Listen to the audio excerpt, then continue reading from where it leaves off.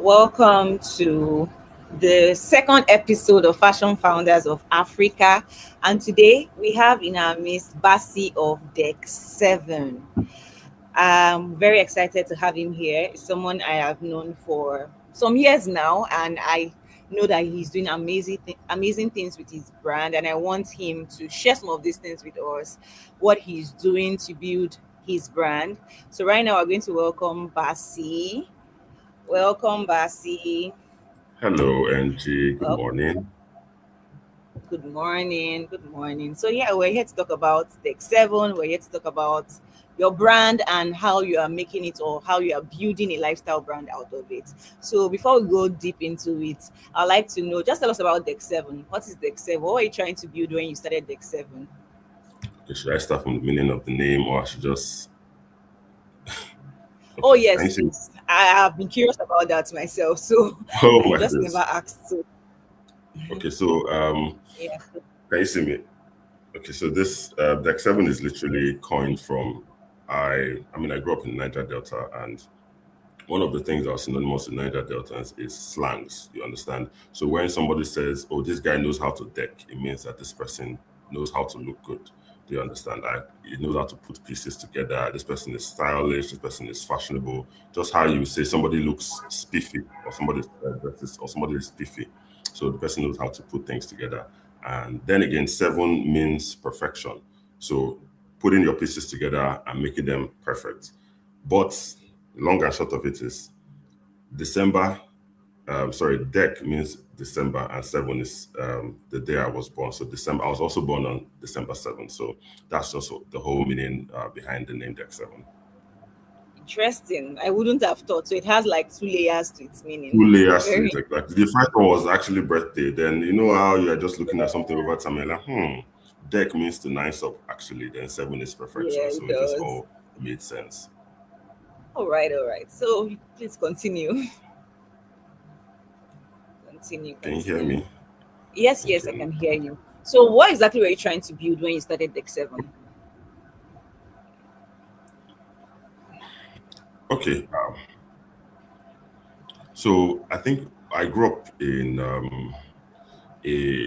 mom is a fashion designer. So I remember growing up, every time we're done with school, we're going back home. Many a times we just stop by at her fashion outfits, and you know how as kids now we're seeing all the rags, all the pieces, we're cutting them and just playing around with them. So you can imagine as a kid just tying like fabric on your head, tying it on your waist, on your arm. So I grew up in the middle of like production. So it was like a daily thing, seeing fabric, seeing pieces, and just looking at how fashionable it is.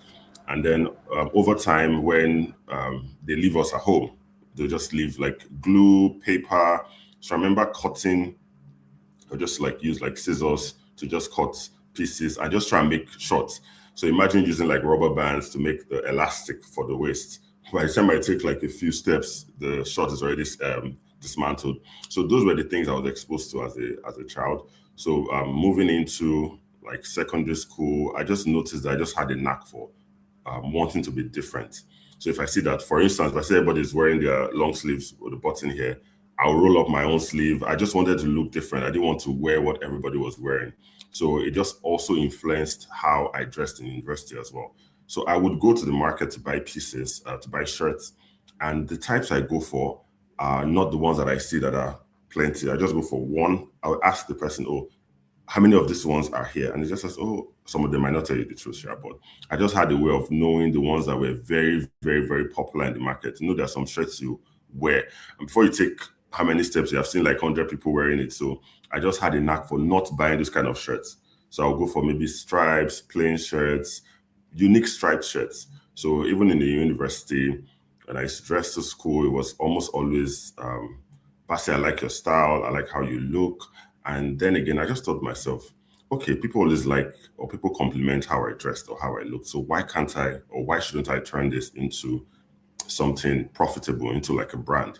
So that was where the whole idea started from. Do you want me to keep going on? Because I will just keep going on. Do you want me to keep going on?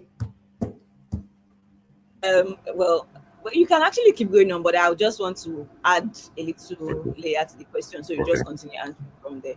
So, All right. so why exactly did you choose sportswear and casual wear? Because typically, when you see majority of brands, African brands, you don't see a lot of sportswear. You don't see a lot of casual wears. Yeah. You see more traditional wears, native, senators, and things like that. So, why did you choose that part for DEKK 7?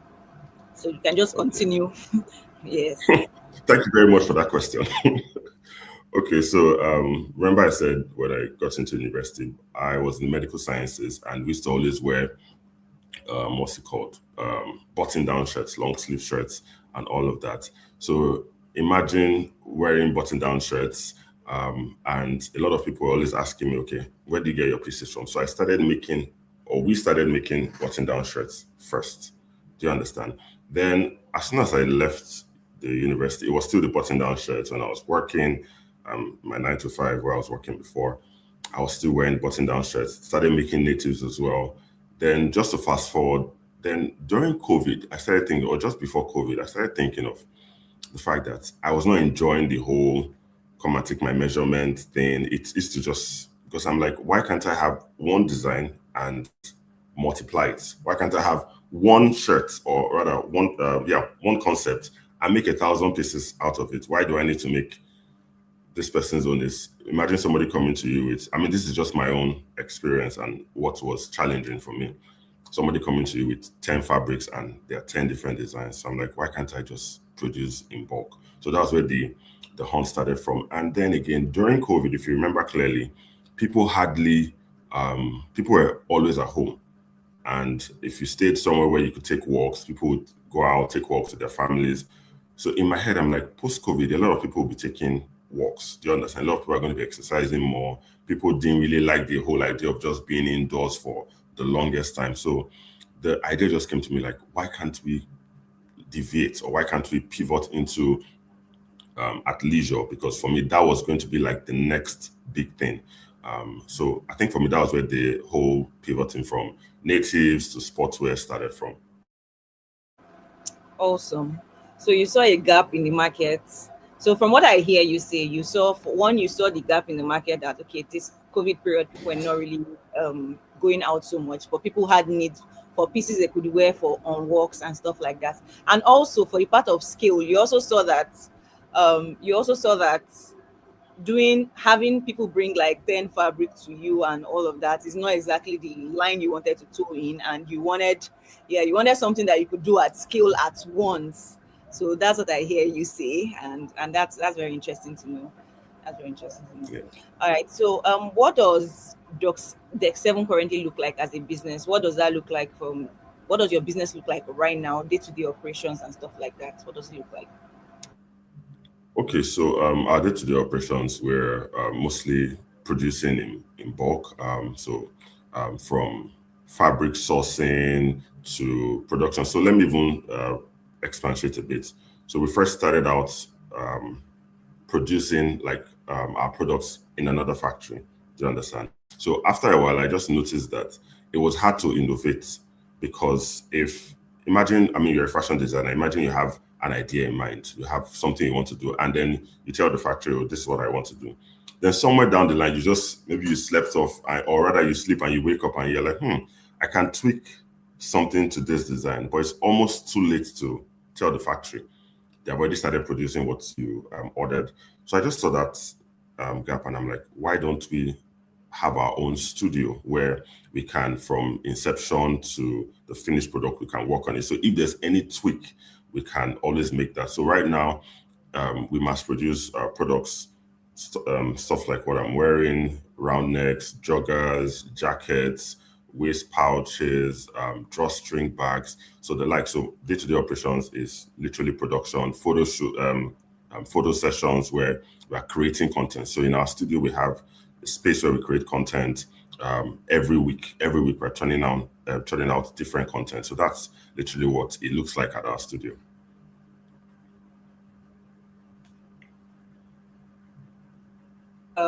Yeah, so that's interesting to know. So I would like to know about your. So you already mentioned some of the things you produce currently, which is like the round neck, like what you are wearing, the Hmm. beautiful. I like that the way the design on your shirt Thank looks. you, thank you, thank you. So you do like this, what you're wearing, joggers, and some other pieces. So those are the kind of things you make. So I want to know who are your customers? What do your customers by what do your customers look like? I don't mean physically look like, but what type of people Basically, do you yeah. have at Hmm. yes?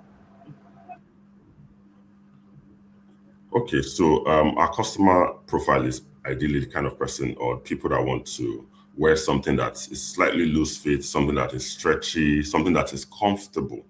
Do you understand? Right now, we have, I think post COVID, a lot of people, we had a lot of, let's say, work work was sort of re-strategized or rearranged, so to say. We now had people that were working remotely. So someone that's working remotely does not want to be wearing something that's too snug. You want something free. So our ideal customer profile is someone that wants something that is stretchy, comfortable, durable, breathable, because right here in Africa, in Nigeria, there's heat. You know that there's heat. So you want something that is stretchy, something that you can just throw it, put in water, you wash it, and you don't even really need to iron it many a time. So those are the kind of people we look out to people that want to dress stylish, they're comfortable, so you can use the pieces for instance, I can wear this to the gym, I can wear it, I'm wearing it for an interview right now. Do you understand? So pieces or outfits that you can wear across different events. I can go out to hang out with my friends and I'm wearing this. Do you understand? All I need to do is just throw on a sneakers with my joggers and I'm good to go. Do you understand? So those are the kind of people that buy our pieces, people that value authenticity, people that value quality. Because when you put our products side by side with so many other products that are out there, international brands, you can always see the difference that, okay, this one is made with intention. So people that value standing out, people that value looking good, and people that value their comfort.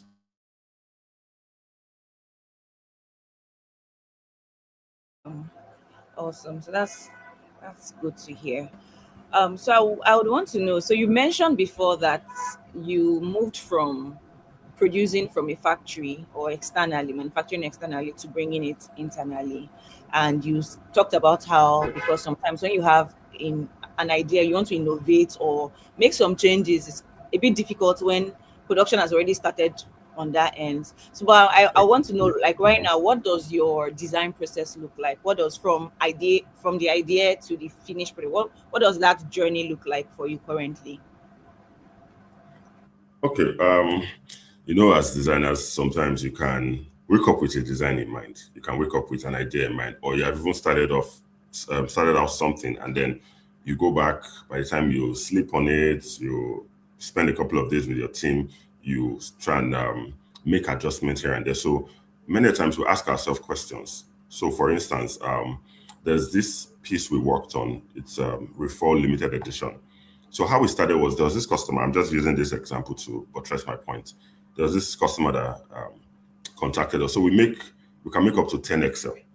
Do you understand? So there was this customer that contacted us, and he's a plus size client, very very very very intentional client that likes to look good. So when we made his piece or his outfit, I was just in the so I left the factory. I was just in the studio where we do our shoots and all of that. So I was just looking at this piece. I wore it. It felt like an agbada, and I was smiling. It was funny, but I knew that there was something there. So I just wore it. I looked at myself on the mirror, and I was just looking at it. And in my heart, I was like, "There's something that we can do from this." So I called the team and I said, "Why can't we create something that has a native feel to it, yet it's an athleisure product?" And they were like, "Hmm." I said yes. So something that you can wear, it has this vibe of a native. But when somebody looks at it and like, okay, this is not a native. This is like made of jersey fabric and all of that. So we went to work. First off, we started, we sketch, we have like journals or pads, no, sketch pads where, excuse me, where we sketch out the products or rather sketch out the design. So we sketched it out, looked at all the things that could that will make it come to life, down to like the measurements. Oh, should this place be this big? Should it be this small? So we did that, and one of the best things about having your studio is that you can have an idea now, and in the next couple of hours, you are seeing that idea, you are seeing the canvas, or you're seeing the first part of it come alive. So that's what happens. So when we sketched it out, rough sketch, I just told the guys, all of this, we're doing that in our production space. And then we just looked at it and said, okay, let's start producing. And we produced the first one. Many a time, the first one is not always like the best one, but it gives you like a foundation to build on. So we looked at the first one, and I'm like, oh, we can still tweak this. So we just kept doing that until we got the product that we wanted. And when so I mean, they'll make it in my size too. So when they made it in my size, I'll just say, okay, let me just wear it out. Let me hang out and just see how I feel in it, and also hear the comments. So I remember going out, and people were asked, like somebody was literally looking at like, what is this? Like, is this like, how did you guys do this? And the person said something. The person said this would have taken a lot of time to produce. And being honest, if I'm being honest, that first design will always take a lot of time. But when you now get the patterns and all of that, you can now start mass producing. Then I remember wearing it to, there's this client that we have, very, very, very, very loyal client. So I remember going to see him, and I mean, I took some pieces to him, and he now said, this one you're wearing, I like this one. I'm like, this is new. We have never launched it. He said, Basti, I want this one in different colors. Do you understand? So many times it's just that part of, oh, think of something. There's always something. So imagine, look, wearing a fit that we made for a client, and it was looking big, and I'm like, oh, we can make something that has, will I say, a native feel to it. And before you know it, we're sketching it. We have never even drafted out any pattern. We just freehand and all of that. First of all, to see if the idea is worth us creating like patterns for. So that's literally what happens in our studio. I will not say it's all like serious. It's vibes. It's good vibes. Like, okay, what can we do differently? How can we make this happen? I mean, you've been around the studio and you've seen how we're able to create Yes, things. So I that's have. literally what our process is like. Then it's when we have gotten the idea, or when we have gotten like good, like say, feedback and all that, we'll now start saying, okay, let's go back to the drawing board. Let's create a standard operational procedure for these designs. Do you understand? So that it's easy to make red, blue, black, white, yellow, and just keep producing it. So that's literally what happens at the studio. All right, all right, all right. Interesting process. So you just told us that it's vibes. There is a layer of No, vibe good to the vibes. When it comes to innovation, you don't. I think for me, I mean, you can attest to it. Not You don't very want to rigid. put your team in a box. You want them to be able Yeah, to. You're laughing, we're eating, we're talking, and we're like, this is next thing we're yapping each other, and then we'll start yeah, going back to the work. And before you know it, we're like, okay, this looks really good. yeah. I've got So it. just you have to make sure that the energy is not just okay, sir. Yes, sir. No, it's cool. It's cool out there. Yeah. Yeah, very interesting. And you mentioned making a garment that was 10, 10x. Is that what you said? That Just big. for context, the chest was over 60. Wow, wow, wow. Yeah, it was over 60. It Oh, wasn't that up. I well, don't think it was up to and 10x. But that's very interesting. That's yeah, some real layer of inclusivity or inclusion. So that's very yes, yes. interesting. It felt like an agbada to me when I wore it. Like, And something else I can pick from this you just said now is that sometimes where the ideas come from is not, it's not just in the sitting down to create exactly. something. Sometimes it's Hmm. just, well, I call it serendipity, or just things just happening and then you able to Hmm. interpret that thing in a different way, or being inspired from that thing as Hmm. well.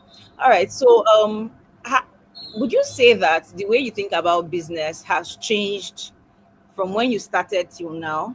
I know you already mentioned that when you started, you were doing more of shirts and stuff, and Hmm. shirts and I think senators as well before Yeah. moving into.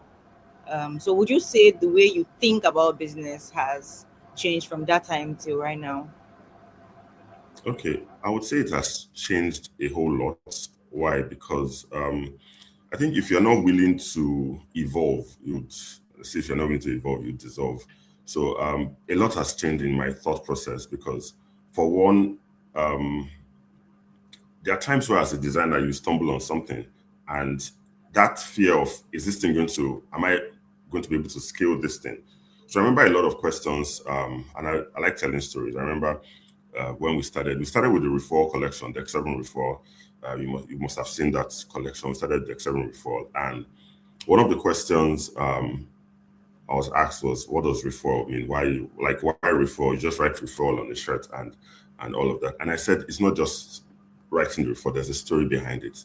And we told the story through the referral circle logo. Do you understand? So imagine for me that, oh, we're making senators before, and now we're telling stories through our pieces. Do you understand? And the referral logo is designed in such a way that it moves from fear to faith. Do you understand? So somebody sees it and the person says, "Oh, okay, this thing speaks to me." Do you understand? For instance, you said something about inclusivity, body positivity, people wearing pieces that they are comfortable in as compared to, or feeling like there's no brand that can produce for you. Do you understand? And then people just looking at it and say, "Oh, I love my skin, I love my color, I love my height." Do you understand? So there are things that make people feel some type of way. And so when we release the Reform collection, just sort of give a new lease to how people view themselves. If you are seeing yourself as not capable, you should start moving from fear to faith. Do you understand? So we're now telling stories with our pieces. So for me, I just believe that when we started telling stories intentionally, we just saw like a different, let's say, a shift for us. And just being able to take, a friend of mine told me something, he said, "Basi, everybody is going this way. They are going this way." What did he mean? He meant that everybody is making natives. You decided that you want to stop making natives and start producing at leisure. So for me, I believe that when you have that inclination to follow a path or to veer into a new path, just follow it. Do you understand? It might not be easy, do you understand? But just follow it, because that strong urge to chart a new course is always often met with fear and doubt to say, "Oh, is this thing going to work? How are we going to do it?" So I've learned a lot from that process to say, you know what? Even if nobody has done it before, even if a few people have done it before, doesn't mean that I can do it. Do you understand? So the way I've thought about business is not always, oh, doing what everybody is doing. But even if you are doing what everybody is doing, how can you do it differently? We're not the only people that produce at leisure. Do you understand? We're not the only ones that tell story. But how do we make our own stories unique? Do you understand? We both have eyes, we both have nose and mouths, but our faces are different. Do you understand? So how do we make sure that we tell our stories in our own way as DEKK7? Do you understand? So for me, that has really shaped how we build. For instance, what I'm wearing now is the tribal logo. And I can tell you a whole lot of story about just this logo you're seeing that has red, white, and blue. And let's even do that. So let me ask you a question. When you think of, I mean, we're having a conversation now. When you Sure. think of the American flag, what colors do you see? Red, white, blue. Mhm. Blue. When you Any think other of color? the flag of Great Britain, what colors do you see? Same colors. Red, When you white. think, okay. Then when you think of which other country? Most European, France. Let's even say France. You're thinking of white, red, blue. Japan. You're thinking of this white and red. Those are like constants Yes. in like the strong nations of the world. Do you Yes. understand? So if Yes. I'm wearing this in France, a French person will say, "Oh, I like this because it can resonate with these It feels colors." familiar. It feels familiar. Do you understand? So that's the Yeah. story. So our tribe, so this is a tribal logo. It's not just for people in Nigeria. It's for people that resonate with um, DEKK7 as a brand. Do you understand? So it cuts across different nations and different tribes, different nations of the world. You can still see white here. White is in the Nigerian flag. Do you understand? So these colors are very intentional. Do you understand? So that's how I mean, can you imagine the story I just told you from just this piece? Yeah. So those are the things. And if you look at it closely, you can see that it has Oh yes. Yeah, lines, pattern. lines.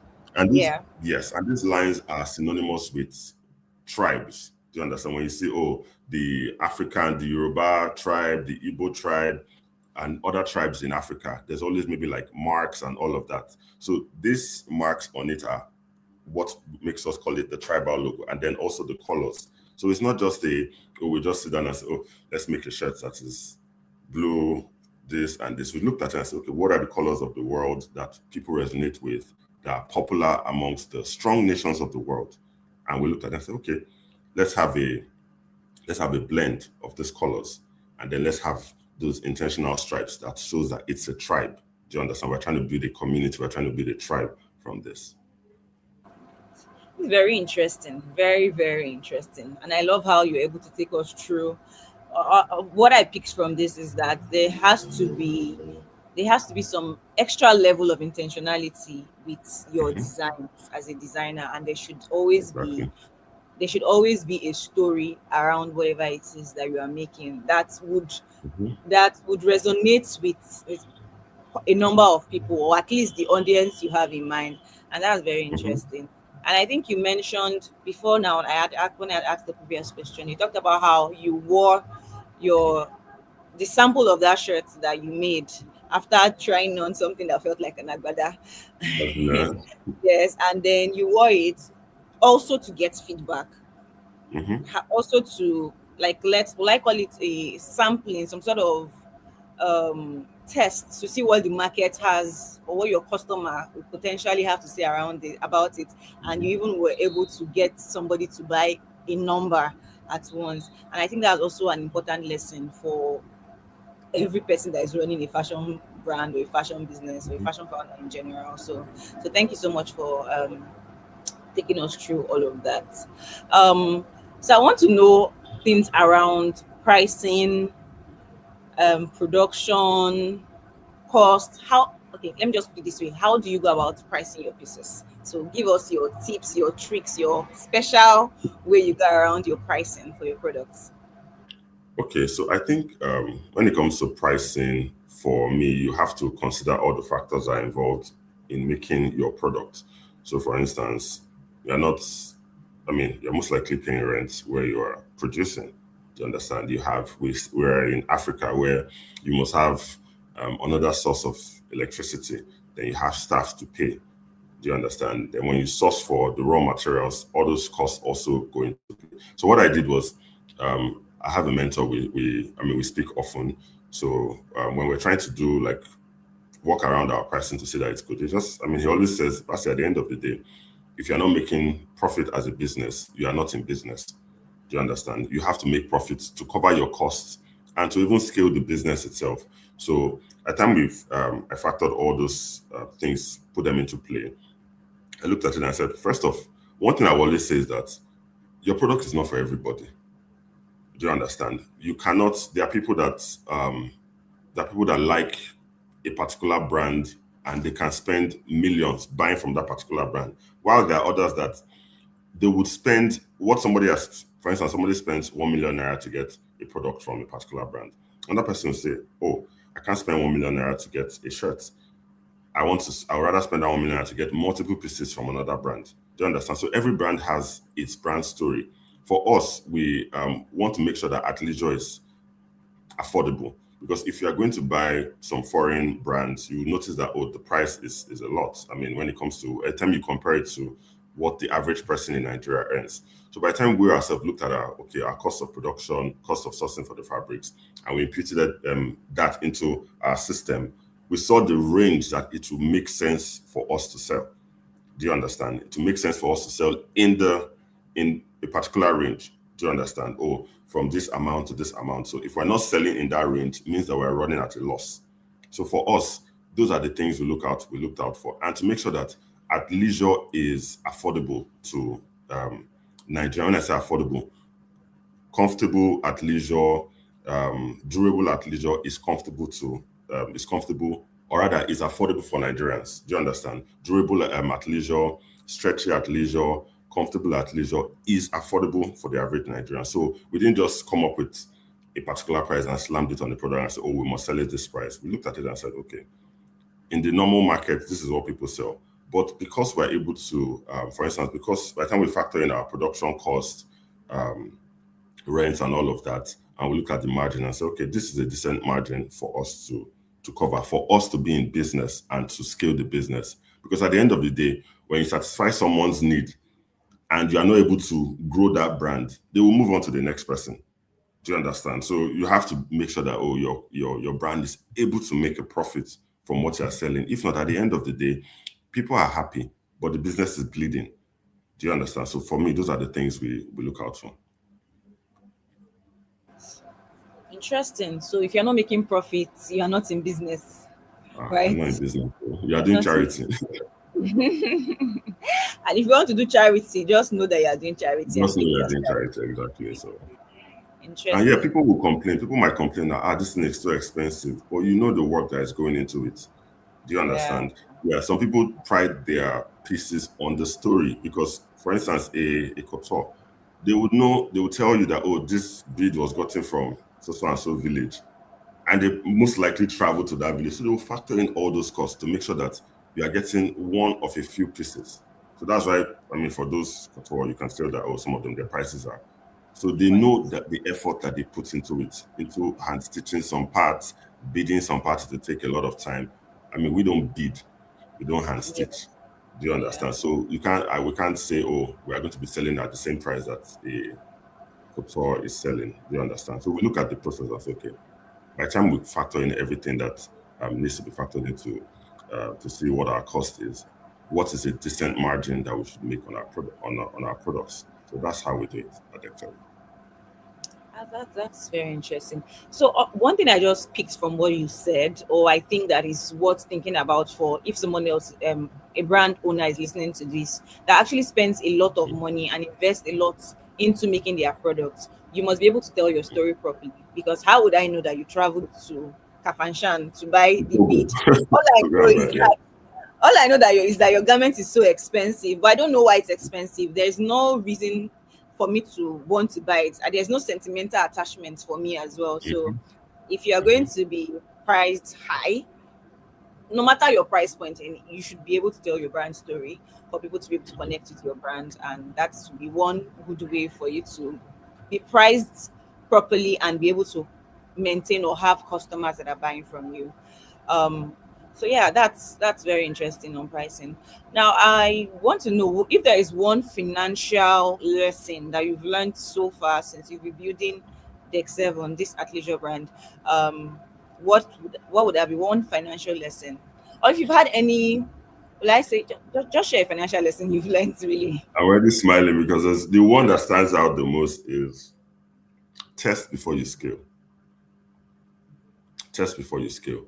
So I remember there was this production we had to undertake, um, and we had gotten what we needed, like the fabrics we needed. And for some reason, because we are used to, oh, we're just producing. So that was, I mean, the initial stages though. We just assumed that, I mean, especially when it comes to fabrics like this. So we just started the production. I mean, at the time we had gotten the fabrics in and all of that. So we just started production. Hmm. Do you know that by the time we're done, okay, so we made the sample. Okay, we made the sample, if I recollect, we made the sample and we didn't, so there's a heat press machine that we use at our studio. So we didn't iron it and all. So we just looked at that, okay, this looks good. And then we started producing. Lo and behold, by the time we mass produced that particular product, only for us to put it in the heat press. I noticed that upon contact with heat, the material was now very stretched. So imagine the neck of this shirt now looking like an off shoulder. That's what was happening. It was so weird. And I'm like, I've never seen this happen before. That you get a fabric, especially when it comes to this, and you iron it and it just loses its whole balance. Do you Wow. understand? The sides were stretching to another side, the neck was stretching, the arm. So it was looking as though we didn't properly cut the fabric. Meanwhile, it was the fabric that was bad. Do you understand? So I mean that was a loss because we just looked at it and said, okay, at the X7, if it doesn't pass a particular point, we will not sell it. A shirt can just have a small mark here, and we're not putting it out there because you don't want. See, the truth is, your product is going to be talking somewhere where you are not there. So we don't want a case where somebody is talking about the product and we're not there to defend it. So why don't we just put out the product in the best possible way so that even if people are having conversations, the conversations are pro us rather than against us. So by the time we did that, I mean, there were a lot of cases. There were a lot of cases, if I'm being honest. I remember having a conversation with someone that I really respect, and I just started saying that all these products that are off shoulder, or the neck is this one is hanging here. It was weird, like it was really bad, very very bad. That we had to even call because we had to do some distribution. We had to call and say, oh, that particular color, it was a particular color. So we said that particular color was not available. But looking inwards, we knew that we could not bring that out. So from that day, what we started doing was by the time we make a product, we would, iron it out. Many times we even wash to just make sure that, oh, there's nothing that we're going to see that the customer will see. Do you understand? Or rather, when we see something, we know that this thing we are seeing, if the customer sees it, we're okay with it. Do you understand? Yeah, So it's it's not like exactly it's going what to you be want the new. customer to see. Exactly. So by the time we test run it, and many times, if I'm being honest, I wear the shirts in a rugged way. I can wear the shirt to jog, wear it to the gym, wear it to sleep, just trying to see if I try as much as possible, can I kill this shirt? Do you understand? So that's what we Yeah. do. So now, we don't make that mistake. We don't make it again because we just notice that, oh, once we have fabric, and we'll bring out a couple of yards and just keep testing it. Test it in water, test it here, test it there. If it does not um, if it doesn't pass through all those processes, we're not going to use it to produce.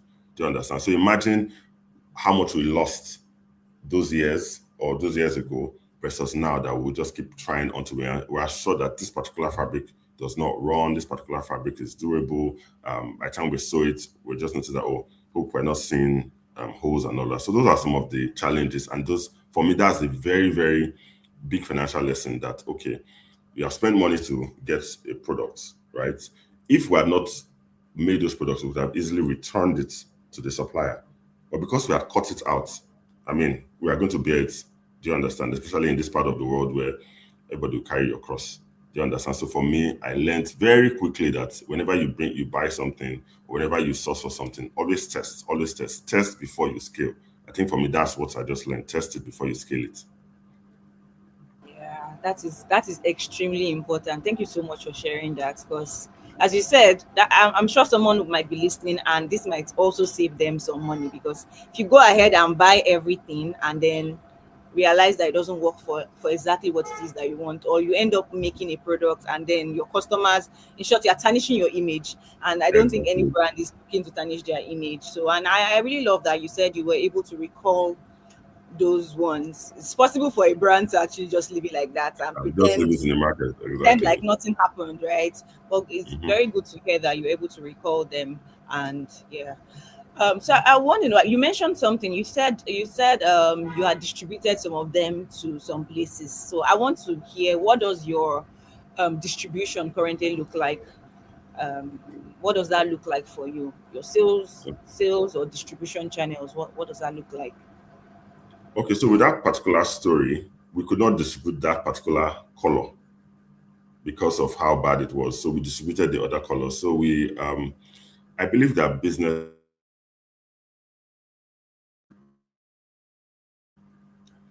when we're growing up, what we used to hear a lot especially in this part of the world, is do your own thing. No, don't bring another person into your business. Don't do this. Don't do that. The don'ts were so many that you forget that it is people that grow businesses. It is partnerships that helps businesses to scale or to thrive. You notice that an iPhone, for instance, they have products that Samsung, or they have parts that is by Samsung, even down to vehicles. Do you understand? They have parts that is produced by another company. Do you understand? So if you are looking at it as though, oh, I want to do this by myself, which is a lot. This is the mentality that we all grew up knowing that, oh, you see this person and your maybe your folks or people tell you, oh, don't partner with this person. No, good advice. Do you understand? But the advice would have come with like a caveat to say, okay, it's good to partner with people to help you scale or to help you grow. We see most of the businesses that are doing well in the tech space.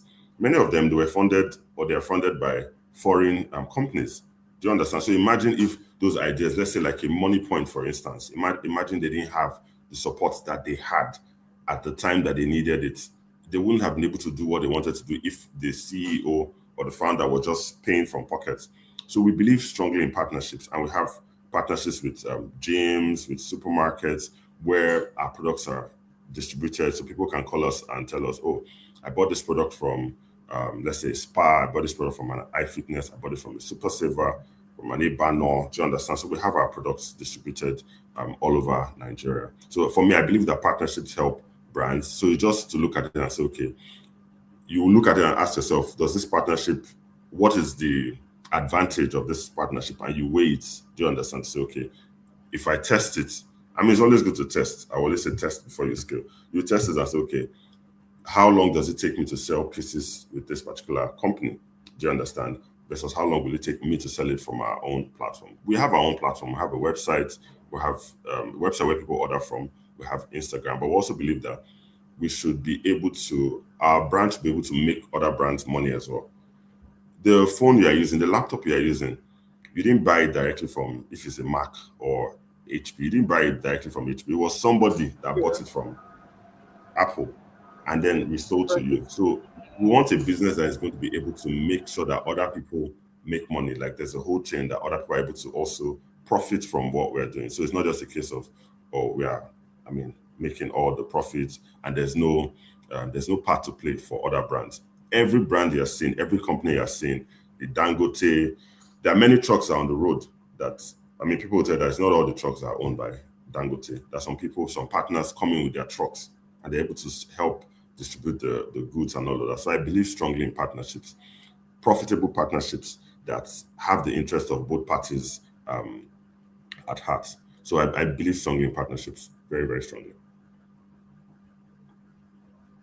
That's very interesting. That's very interesting because it just got me thinking about the brands you even mentioned. That how many of these brands do we go physically to their offices? We see that they have distributors in, example, with Coca-Cola. You don't go to Hmm. Coca-Cola factory to buy Coke.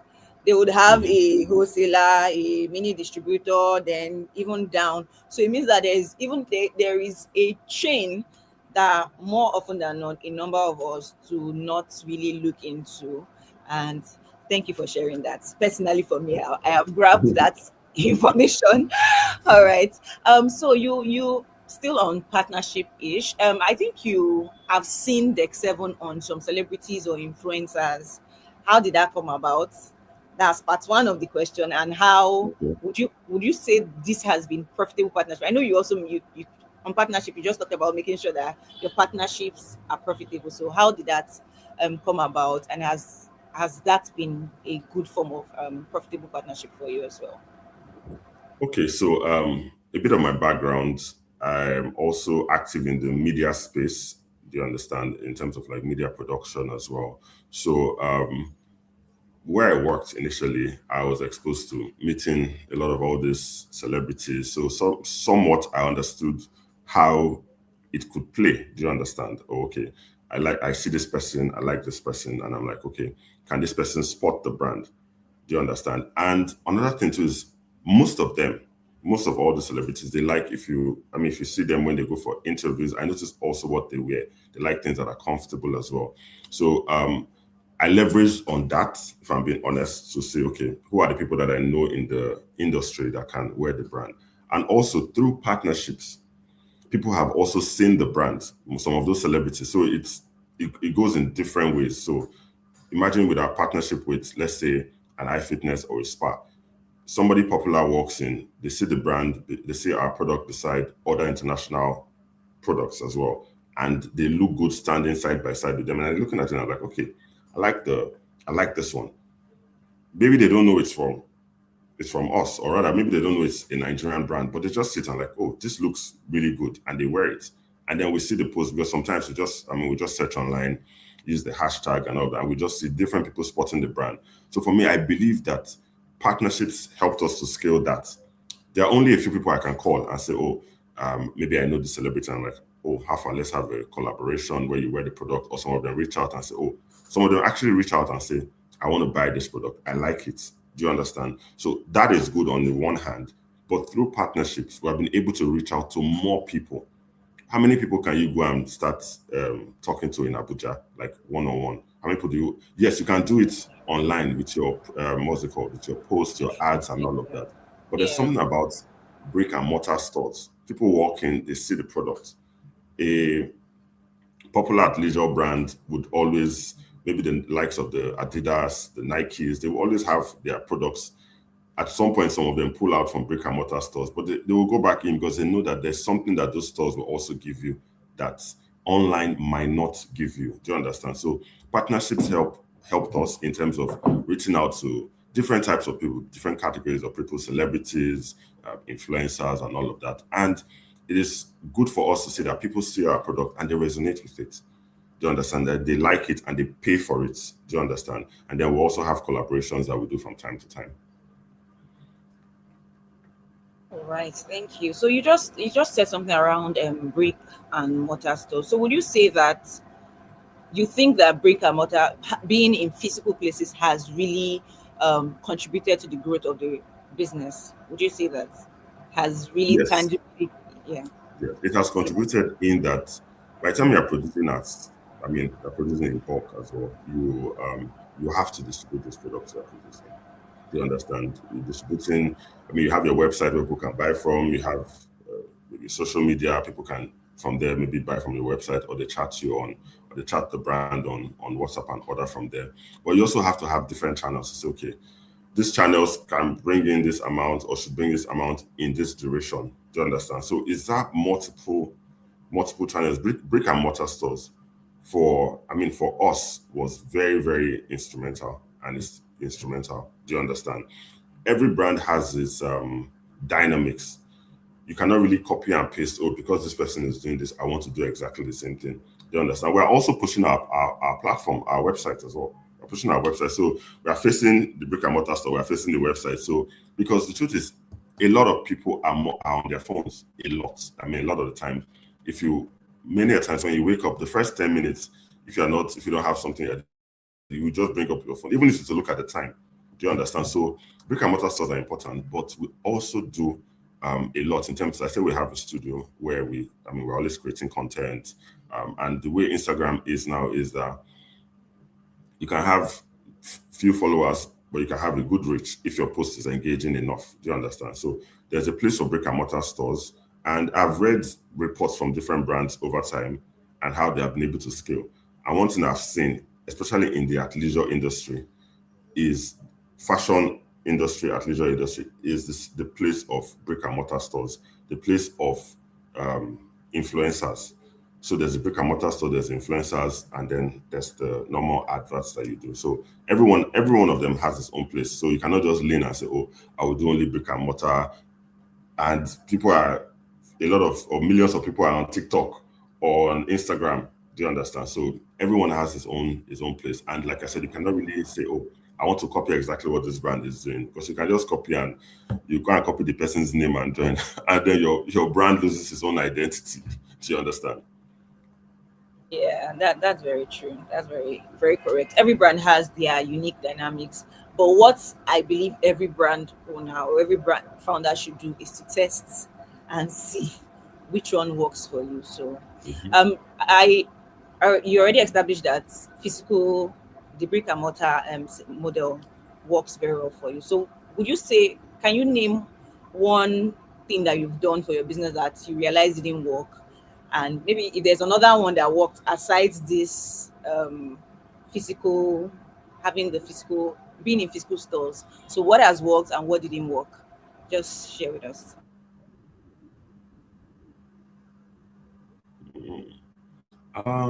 So one of the things I remember at the time we're trying to, I think we'll still go back to it though. You know how we can be as business people. Sometimes we might be dogged that this thing has to work. We're trying to produce, I think it was like a duffel bag, and it was just taking so much time. Even had to um, sort of contact a production house to work on it. But by the time we worked on it, I looked at the product and I looked at DEKK as a brand, and I'm like, okay, this doesn't really. And we had produced quite not a lot of them, just a couple of pieces.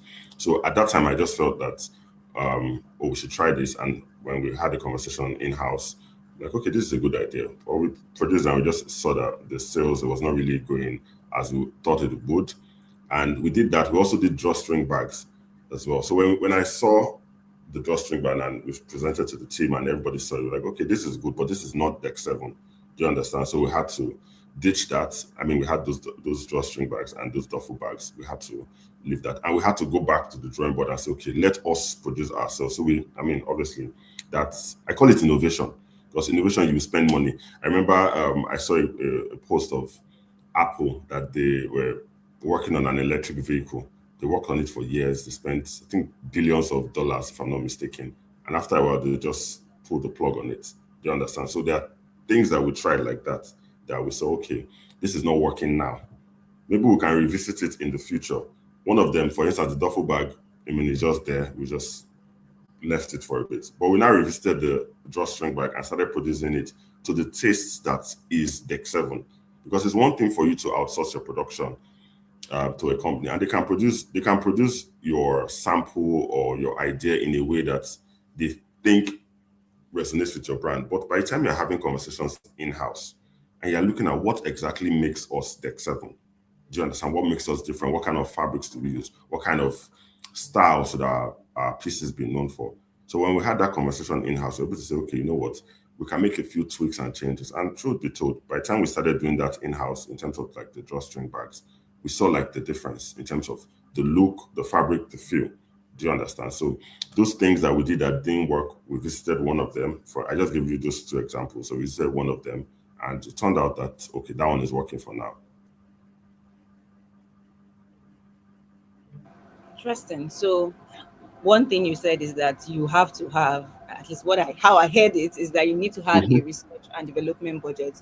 You gave the example of Apple and how they put the plug on something, and your own example, and how you were able to go back to it with a fresh, Mhm. even though you spent money creating it the first time, The you're first like, time, okay, yeah. we can keep this for now and come back to it Mhm. later. And I think that that's one thing that fashion founders in general need to know. You cannot always think that everything you do would just work. You need to back to the testing. You need to have the money to test things. You need to have a budget, not just even the money. So in every when you are drawing your budget, you should have a budget for testing things, because if Mhm. you don't have that, you might not be able to scale as much as people that have designated budgets for that. And even teams, sometimes they have teams that are just there Mhm. to test things, and that's everything they do. So I would like to know, is there anything, any school of thought, any ideology, anything you thought about fashion business when you were starting that you no longer believe right now? Hmm. Anything that I thought about the fashion business? Mm. I think, will I say or there can be this notion that, fashion is, I think, okay, yeah, I think for me, seeing or growing up in a space or in a production space and just seeing it at that particular space, and people are walking in, they're buying. I mean, if I if I were to think of it before, I would have said, oh, at some point we need to do something like that. Just have one space that people are just coming to make their clothes, and we are just taking care of a man, his friends, his family members. Do you understand? And it's easy to see that way, but I sort of was able to leave that, let's say, school of thought, to think of it as, you don't need to see me, you don't need to know me to buy from the brand.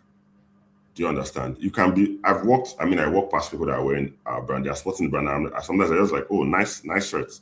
They don't even know, like, oh, that I'm part of the team. So for me, that's on its own is, when I started out, I just felt like, oh, everybody has to know you. I believe that if the founder of Nike walks past you, you might not know he's the one, but you know his product. Do you understand? Yes, social media is helping business owners now to be more popular, but not everybody will know you, or not everybody that will buy from a brand needs to know you. They just need to know that your product is very good. Do you understand? There are people that met and say, oh, I know your brand. I know this brand. I know your logos. The person was saying, oh, you have this square logo. You have this circle logo. I'm like, oh, okay, that's really impressive. But the person didn't know me. The person was just observing the brand over time. Do you understand? But when we're doing like the natives, you have to know me. I have to come and meet you, taking measurements, or you have to come meet me somewhere, and then I'm taking your measurements. That is good. I'm just saying for our own journey. Do you understand? That school of thought of the fact that, you have to know the person, or you have to be in my face for us to sell to you. Do you understand? It just sort of I just sort of ditched it to just know that we can be doing something phenomenal here in Lagos, and Yeah. people in the UK. I mean, we have produced for brands or for events in the UK before that they didn't know, but we were supporting the brand. Do you understand? So for me, that's the school of thought that I've sort of imbibed in over time. And I was going to add something to my Okay. previous comments, which is many times as business people, you have to be, let's say, silly enough or stupid enough to feel that it's going to work. I know people have heard this over and over again. So I'll just give an example, a very summarized example. I remember when we started, like I said, a friend reached out to me, very, very good friend. Until now, he still tells me that this guy, he said, why are you going this way? And everybody's going this way. I just said, you have to find what is working or what will work for you, and you have to try it out. And then when we started that particular collection at the time, referral, people were just asking like, oh, what is referral? Is it that like it does not make sense? And I started saying that over time it will make sense to you. Because when you catch something, an idea, and you are, let's say, silly enough to believe that it's going to work, it's actually going to work out. Because I just kept saying, like, can't these people see what I'm seeing? Like, can't they see the idea behind referral? Do you understand? So when people started getting a hang of it, I'm like, okay, you guys are welcome. So if you don't believe in your product, nobody will really believe in it because they want to see there's a way you can wear. I mean, you see some shirts now that maybe it has like a hole here and they will call it one. I mean, one popular brand will just slam a price on it. I had seen there's one I saw that had like I think like an iron, it's as if an iron left a patch on it. And I saw the price, I'm like, what's this? Do you understand? But somebody was silly enough to believe that somebody wants to wear a shirt that is burnt with an iron. Do you understand? Yeah. Yeah, yeah. So believe in your vision, believe in it strongly enough, or whatever the idea is, believe in it strong enough. And would you say referral is your best selling product? So Reform is one of our flagship products. We have Reform, we have the tribal logo. The tribal. So the truth is, the different collections mean different things to different people. Today we can go online and we are seeing that people are wearing the tribal logo more. Do you understand? But Reform is the Reform is just it's on its own. It stands on its own. It's like his own boss. Do you understand? He's doing what Reform does. You get because it was the guy that we used Kane and everything to say you must come out, you must come out, people must like you. So he came out as that stubborn child. I said, okay, I'm here now. Let me do what I have to do. Do you understand? Since people have forced me to come out, I will come out. And so Referral is really like it's one of our flagship products. Do you understand? So we have, like I said, we have one collection called Aspire to Perspire. We have the tribal logo. We have the focus. The You know, I focus really on like Aspire to Perspire. I really fantastic. like that one. So we have Aspire to Perspire, we have Refer, we have the tribal logo, we have the Focus. Focus is the newest baby on the block, and Focus is a brother to Refer. Do you understand? After you refer, you need to focus. Do you understand? So, I mean, you just see that. And one thing I believe is when I don't know if you watch like Marvel movies and all of that. Not Many a really, time, but they the have stories, sequels. yes, yes, the stories are always connected. That's fine. Do you Yeah. understand? So referral is connected to focus. So we're just trying to see how we can, I mean, you can tell a story on its own, is standing, and you can tell another story from this same story, and you can make it stand on its own. You can have like the Avengers, and then you remove Iron Man, and Iron Man is his own character. Do you understand? So there are different things that I would say inspires me or inspires us as a team. So having those collections that we're selling, and they have distinct features. For instance, let me just even use this for the what's it called, the tribal logo. There's really no. This is just this is it. This is the talk. Do you understand? This is the talk. There's nothing. It's just a plain. But this is what we are talking about. Do you understand? This is where the magic is. This is where the magic happens. Reform is more of the fast car, fast movement, fast paced. You're seeing like when I think Reform, I think of engine sounds. I'm thinking of throttle noises, car screeching. That's what I'm thinking of when I think of Reform. When I think of this guy, I'm thinking of Tribe. So it's more like subtle. Do you understand? So different of the different collections have different energy. Interesting, interesting. You are really giving us a master class. All right. So with everything you've learned so far, I didn't ask how old is Deck Seven now? Deck 7 is as old as Deck 7 is. That's not a direct answer, I know, right? Because I said it started from my birthday, which is December 7th. So if I had to tell you, I would say it's as old as, because that's what really inspired it. But as a business, Yeah, as a test business. running, I was building Deck 7 while working, while also working 9 to 5. I started out in uni, just, I mean, making Like those button-down shirts, exactly, doing production. Even our final year outfit was the seven that made it at the time in uni. So, and then by the time I was working in media space full time, I was still doing it side by side. But when I left, and I focused on it. So if I were to say, oh, full time focus, no doing it as a side hustle, as a side gig, I will give it it's 9 years. 9 years. But yes, but if I had to calculate from The uni, very inception. very, but doing it full time and saying, you can be working on something, but you're not 100% sold on it. You just still want something else to be doing so that in case this one does not work. So I was able to leave that head to say, this one has to work because that's what I'm going to focus on. It has to work. Yeah. What's turned that switch for you? I didn't want to look back and ask myself, what did I do with my life? Do you understand? That was a very, and getting to the place where maybe you're working, this is my own, I always say this is my own school of thought. Getting to the place where Yeah. you're working somewhere and you start looking at it and asking yourself, where can I rise to in this company again? Do you understand? I've gotten to this level. Is there any other level that I can get to? And when you're seeing that, oh, you have ideas, excuse me, you have ideas, but you're not able to execute them because your attention is divided. I always say it, businesses are like um, like children. You have to watch them grow. Do you understand? You have to be intentional. Like when you have a child around you, you have to give that child your attention. If not, the child can just run out and before you know, it's going down the staircase. Do you understand? So you have to give it time. You have to dedicate time to it to ensure that it grows to a point where it can stand on its own and it's not working. So I got to the point where I asked myself, if I were to go in 10 years, look into the future 10 years from now, would I be happy at the decisions I'm making now? So I had to look at it and say, oh, I might as well just try out the ideas that I have and just see which one of them works. Do you understand? So I got to that point where I'm like, this thing has to work. Because at that point, I remember I had friends that I would go to their offices. Well, during my break at the office, maybe if my break was from 12 to 1, I would just quickly, my office then was in VI. I would just quickly drive to Ikoyi, go to my friend's office. I remember one time, one of my friends, I went to his office and he told his colleagues I was coming around. And just that day, I made almost the salary just by selling this shirt. I just opened my trunk and the shirts were inside. His friends came downstairs. Oh, I like this one. I like this one. Can I get this in this color? I know as a business person, you'll be saying yes, yes, yes, because you need to see the ching ching. So I was like, you can get it.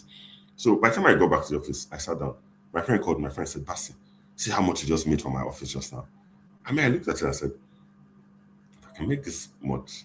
Sometimes that's what the first of all test is. When you now enter, you now say, ha, it's not happening like this every day. Oh, you get so. But I think for me, I just got to the point where I didn't need to. Before I would tell my like family member, oh, I'll soon resign. They say, oh no, don't. The job market is this job. So this time when I was going to leave, I didn't even tell anybody. I just left, and I'm like, anything that wants to happen should happen. Anything that Wow. wants to happen should happen. So you have to get to that point where that it's either you fail or it's either you succeed or you succeed. Do you Yeah. understand? So yeah. So like your resolve has to be It has to strong. be strong. It has to be strong. Yes, the downtimes came more. The doubts that you start asking yourself, like, you sure I should not go and look for another job and continue this as a side hustle. Do you understand? Yeah. That was there. I won't even like it was there for like some years. I'm like, make sure I'm not because we are not seeing. So it's for me, all these things they compound. You're a fashion designer. If you're making pieces, you cut a piece of fabric. If you throw it on the floor in front of you, it might not look significant. But if For a week, if you keep cutting those same pieces and throwing it on the floor, after a while, it will become a heap. And then it's now very obvious. So that's how I see life. Every single day, just keep cutting that piece and just keep adding it there. After a while, somebody notices it and is like, oh, why is this thing here? Almost like the brands we're building too. Somebody will say, oh, I never knew this brand before. We're compounding. So I don't want to get to the point where we stop compounding. Let's keep compounding until we are visible enough. Yeah. So should keep compounding. So the switch happened about 9 years ago. Yes, that switch off. It's either we win or we win. Yeah. So for the past 9 years, you've been in this game. If you could go back to when you started with all the information you have, with all the customers you've served, with everything, what would you do differently from the start? If you could go back. I think if I would go back, hmm, that's a very good question. What would I do differently? I think I would have left where I was working earlier. That's one. Because I'd given myself a time frame to work. I said, oh, I'll work for maybe 2 years. I ended up working like more than double that. So I think I would have left earlier. Another thing I would have done differently is, I think also exposure in terms of um, visiting more places. Do you understand? Getting more ideas and not just feeling like, oh, you need to do everything from where you are. If I then I could do that. Do you understand? I said, okay, I would have probably traveled more to just expose myself or expose myself, yeah, to different let's say tribes, different religion, not religions, different tribes, different ways of life to just say how. Because I believe that it's also education. Then another thing I would have also done too was to maybe just intern at a fashion house, at a reputable fashion house, just intern, even if it's 6 months. But just the small things. But apart from that, I try not to have too many regrets because I believe that everything works out for good. That's my belief that everything works out for good. So the fact that we're where we are does not mean there's a brand, trying to remember their name now. Was it Beyonce? Yeah, the brand has been there for a while, but Beyonce just went. I don't know if it was a planned media exercise or media project, but Beyonce just went to a mall or somewhere and she carried the brand or she carried their bag, and the brand has been there for a while. But because when Beyonce carried the bag, at that point, the thing just went viral. And people, I went to their website. I remember I went to their website. The day I started, I just went to their website. I was seeing that they were still having, oh, people were placing orders. After a while, the whole website was like on pre-order because they had sold out so much. Do you understand? So I just believe that everything, like I said before, compounding. Do you understand? Tomorrow, now there are people that don't know about DEKK 7, but tomorrow they're like, oh, where has this brand been? And people find out that, oh, they have been here since. Do you understand? So just enjoying your journey as it comes and try to have few regrets. Read more, expose your mind. One of the books that really influenced me, one of the things that really influenced me is reading as well. Do you understand? I read books on Phil Knight's Shoe Dog by Phil Knight, Built to Last by Jim Collins. So I like getting Good knowledge. book. I like reading. Yes, I like reading. So I try not to have too many regrets. Okay. Right. I was going to ask you, so about coming to the end of this, but I would like to ask maybe two Okay. more questions before we go. Thank you so much for really sharing Okay. deeply from your heart. So if you were going to advise, yes, if you're going to advise fashion founders or African fashion brand owners, irrespective of the niche, as long as they're in fashion, what would you tell them to do? What would you tell them to do to grow their brand, to scale their brands, aside from just only depending on social media? Because so one thing that is common now, almost everybody's on social media, but more often than not, it feels like they feel like it's only social media. So what would you how would you advise a new or a young African fashion brand to go about growing their brand? Okay, I think for me, the one word that has come to my mind, the one word that just resonates with me is just be authentic. What do I mean by be authentic? There's this guy on, I see him on IG, I think it's on TikTok as well. You know, there's something he does. He just takes a few pieces. I don't know if you see him, he's always on this. it's not balanced. It's always standing on something. Like, I don't know if you have seen this guy's video before. Always standing, and then next thing he just does the switch, and he's maybe from not wearing something, he's wearing this Yeah, yeah, yeah. I've seen bag him. and everything. That guy is authentic. He's authentic. Do you understand? So what I will always say is be authentic. Be ready to look stupid in the midst of, everyone. Just be authentic. You cannot copy. If you copy a Lamborghini, you will always be a copy of a Lamborghini. Do you understand? If you copy an iPhone, you will be. When the iPhone series came out, the 17, or I think it was 11, that started with the three cameras, many phones are now making those three cameras. And when people see, they can always tell that this is not the original. Do you understand? So just be authentic. What's your story? Why are you doing what you're doing? If we were not authentic, if this design was copied from somewhere, I won't be able to tell you a whole lot of story about just this logo.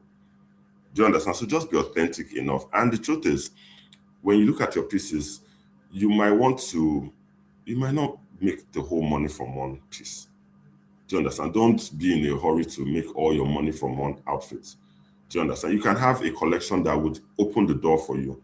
That collection will open the door for you. It might not be the collection that sells the most, but to expose you to different things. So just be true to yourself, to ask yourself, okay, what exactly am I trying to build as a fashion designer? Do you understand? What is my story? How can I tell that story to people? How can I be true to myself to see that I'm bringing something from, for instance, let me use an example. You have your own unique voice. I have my unique voice. And if I speak to you long enough, you can tell what I sound like. If you speak to me long enough, you can tell what, it goes both ways. Yeah. So let people should be able to say, oh, this is Gosifego. This is DEKK 7. Do you understand? So be authentic. I think that's just the word, be authentic. All right. So we should embrace our uniqueness and stay authentic, stay true to ourselves, stay true to Exactly. our stories. Don't try to copy because somebody is trending. I think that is Not one thing copy. that is common. That is one thing that is very common. So you see one trending design, before you know it, every single brand, maybe not every, but almost It's doing the everybody same thing. is doing the same thing. And currently, I can name, like, I know some brands that have been copied properly right now, and we could, and the interesting thing Say is, copy we really can properly. tell. As you said, as you gave the Mm-hmm. example of the iPhone camera thing, we really can tell where this thing started from. And at the end of the day, we are when we are thinking about your brand, we are thinking about a copy of somebody else and not Of the true. somebody else. Yeah, I think that is extremely vital. So where do you see the X7 in the next 5 years? 5 years. What does that look like? What does the X7 look like in 5 years' time? Next 5 years, I see us becoming more than the household name we are now, becoming a household name. And I also see us penetrating into more of like the, let's say, like sporting industry. Do you understand? So imagine a future where the Super Eagles are wearing the DEKK 7 outfits to play at the AFCON. Do you understand? So those are things that we see because it's possible. Do you understand? We have brands that have come in and they make African products. But why don't we as Africans tell our own story through our products? So that's what I see, that we should be telling our stories. Do you understand? Through our products. In as much as I do research on your tribe and all of that, there's something deep rooted in you. The way you speak your pidgin, whether you like it or not, if a foreigner comes in today, will not speak that pidgin as good as you. Do you understand? So we want to ensure that we're also, if you look at grassroots sports, for instance, there's a lot of talent there. Do you understand? So how are we going to be able to help grassroots sports in Nigeria? Let's say boxing, football, what else? Tennis and all of that. How are we going to be able to play a role in lifting? Because if you look at the story of Nike, for instance, they sort of endorsed runners at the time because that was what was very, very popular, very common at the time where Nike started. Do you understand? They endorsed a lot of runners and all of that. And over time, that was now like a huge thing. If you're not wearing the Nike shoes, it just seemed as though you could not run. Do you understand? So we see DEKK 7 becoming that influence in African athleisure, one, in African sports. Africans like sports. Nigerians love football.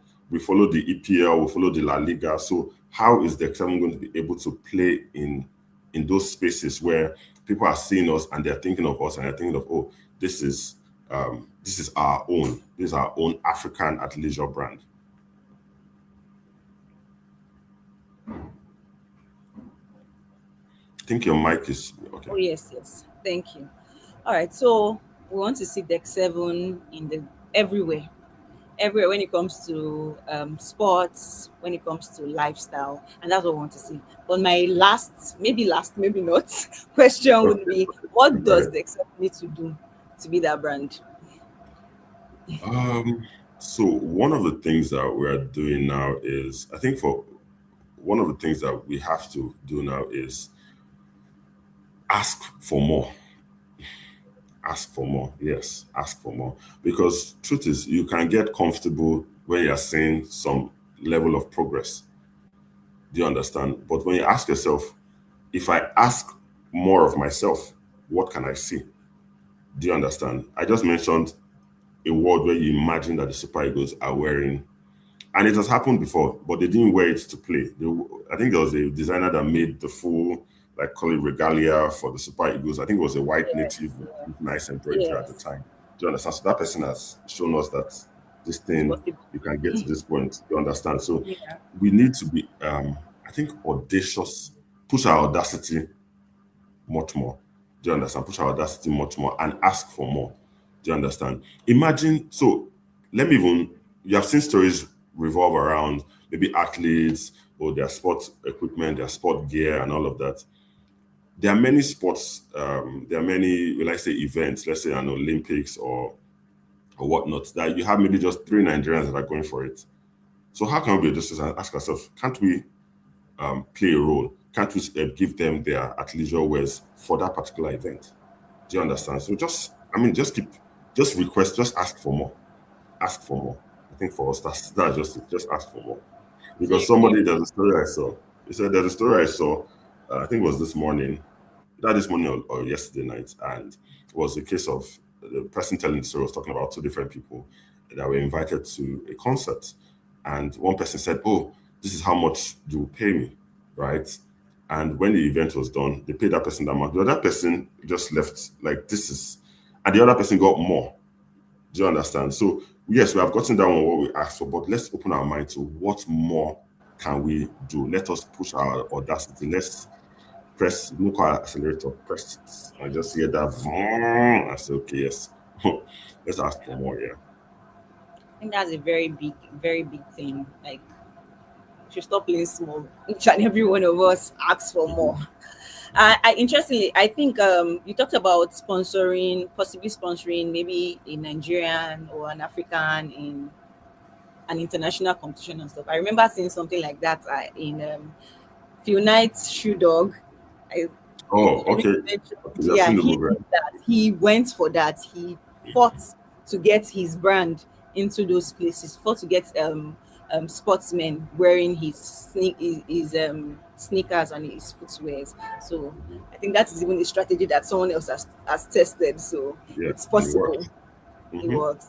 It works. Thank you very much. Thank you. Thank you so much for Oh, being here.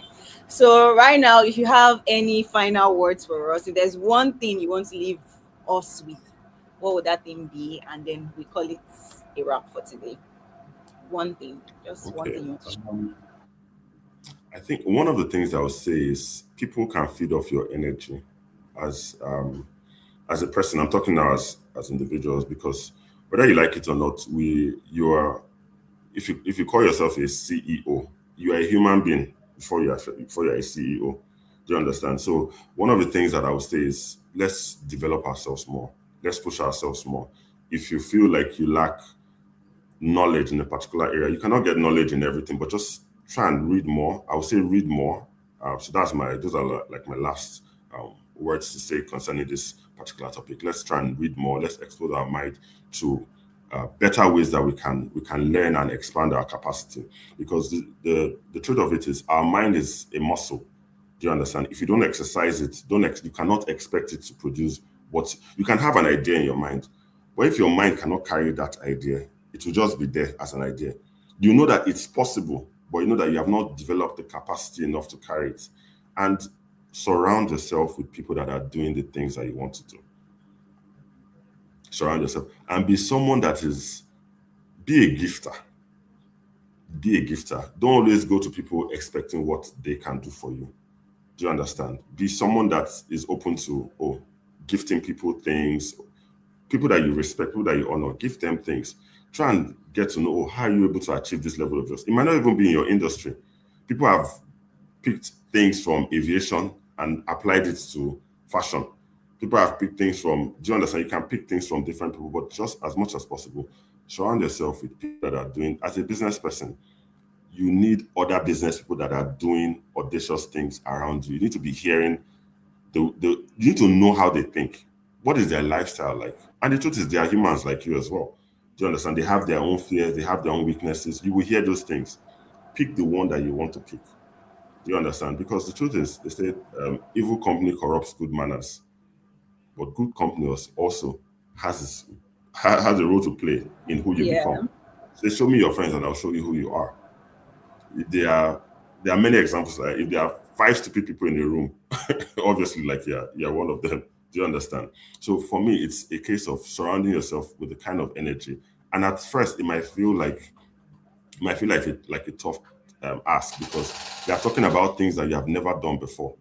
Do you understand? That might just feel, oh my gosh, this is just too much for me. But surround yourself with people that are doing the things that you admire and the things that you want to do, and be humble enough to learn. Even if you know what the person wants to tell you, keep short. Let the person, because the person can be telling you about, maybe the person is telling you about, oh, have you heard about the new iPhone 17? You say, yes, yes, yes, yes. I've heard about the new iPhone 17. Oh, it has this. And the person is like, what the person was going to tell you is that, oh, what's it called? The iPhone 18, they just sent it to my office. Can I show you? But because you are not patient enough to hear what the person wanted to tell you, you are always quick, or you are quick to want to let people know that you know something. Many times, just keep quiet and just listen. Just listen. Just be that kind of person that can soak. Because the truth is, whoever you are meeting or you are asking questions, they want to know that you are hearing them rather than you are just talking over them. Do you understand? So be that person that is humble enough. Be humble enough to learn. And the humility, the person can be younger than you, older than you, it doesn't matter. There's no age in this thing. You are seeing someone that has results. You are seeing that this person has those consistent results over time. And this person is 25. Yeah, I'll say, come on, how are you doing this thing? You understand? And I will open my journal and I'll start writing those things. I'll start writing because I don't know this thing he's saying. And I'll live with this. My grandmother, I mean, I shared this a lot. My grandmother will say, my grandmother is in her 90s. She'll say, Basti, there are a lot of things I don't know. So when I'm telling her something, she'll say, oh, okay. So there are a lot of things I don't know. So I always have that in mind that there are a lot of things I don't know. So when I meet people that know those things, I'll just keep quiet to listen. Even though I know those things, they might have a different angle that they are going to tell Perspective. it from. Yes. Yeah. So I'll let me listen to what they have to say.